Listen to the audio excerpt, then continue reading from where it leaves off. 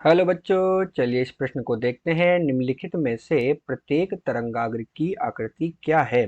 प्रश्न दिया है किसी बिंदु स्रोत से अपसरित प्रकाश। तो चलिए बच्चों, सर्वप्रथम हम इस प्रश्न की मुख्य अवधारणा पर चर्चा करते हैं।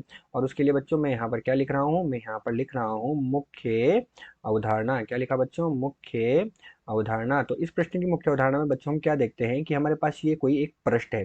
हमने यहाँ पर किसी भी एक पृष्ठ का निर्माण किया और इस प्रश्न में हमारे पास खूब सारे बिंदु है। ए भी हो सकता है, बी सी डी, कई सारे बिंदु है। तो ये तो बच्चों क्या हो गया, हमारे पास पृष्ठ हो गया। और ये हमारे पास क्या हो गया बच्चों, पृष्ठ के अंदर बिंदु हो गए। तो अब हम क्या कहेंगे कि एक ऐसा पृष्ठ जिसके सभी बिंदुओं पर तरंग विक्षोभ का जो तरंग विक्षोभ होता है वो क्या हो, समान प्रावस्था में प्राप्त हो। क्या हो रहा है बच्चों, यहाँ पर ये एक ऐसा पृष्ठ है जिसके प्रत्येक बिंदु पर, कोई सा भी बिंदु ले ले, ए बी सी डी, वहां पर क्या होगा, तरंग विक्षोभ जो है वो समान प्रावस्था में प्राप्त होता है। तो क्या कहेंगे, एक ऐसा पृष्ठ जिसके प्रत्येक बिंदु पर तरंग विक्षोभ समान प्रावस्था में प्राप्त हो, ऐसा पृष्ठ बच्चों हमारे पास क्या होता है, ऐसा पृष्ठ हमारे पास तरंगाग्र कहलाता है। क्या कहलाता है बच्चों? तरंगाग्र कहलाता है। तो इसे हम क्या कहेंगे, तरंगाग्र कहेंगे। जैसे हम कह सकते हैं ना कि उदाहरण के रूप में हम क्या कहेंगे कि तालाब में जब हम पत्थर फेंकते हैं तो जो लहरों का आकार होता है वो तरंगाग्र को बताता है। तालाब में पत्थर फेंकने पर लहरें ऊपर आती है और वो तरंगाग्र को बताती है। इसी प्रकार इस प्रश्न पे जितने भी बिंदु हैं उन सब बिंदुओं पर तरंग का जो विक्षोभ होगा वो समान प्रावस्था में होगा।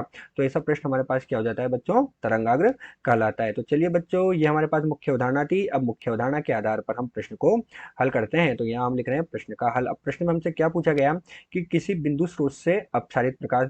तो बच्चों हमारे पास यहाँ पर कोई भी एक ये बिंदु स्रोत है। अब बिंदु स्रोत जो होता है बच्चों, उससे जो प्रकाश अपसारित होता है वो क्या होता है, चारों दिशाओं में होता है। अर्थात कोई भी बिंदु स्रोत जो है उससे प्रकाश इस तरह से निकलता है। तो ये बिंदु स्रोत से प्रकाश निकल रहा है और ये बिंदु स्रोत से जो निकलता हुआ प्रकाश है ये सभी दिशाओं में निकलता है। तो ये इस प्रकार से यहाँ पर प्रकाश निकलेगा और ये प्रकाश निकलेगा तो ये हमारे पास कैसा हुआ, अभिसारी होगा। इसी प्रकार हम क्या कर सकते हैं कि ये हमारे पास किस तरह से बनेगा, गोलीय बनेगा।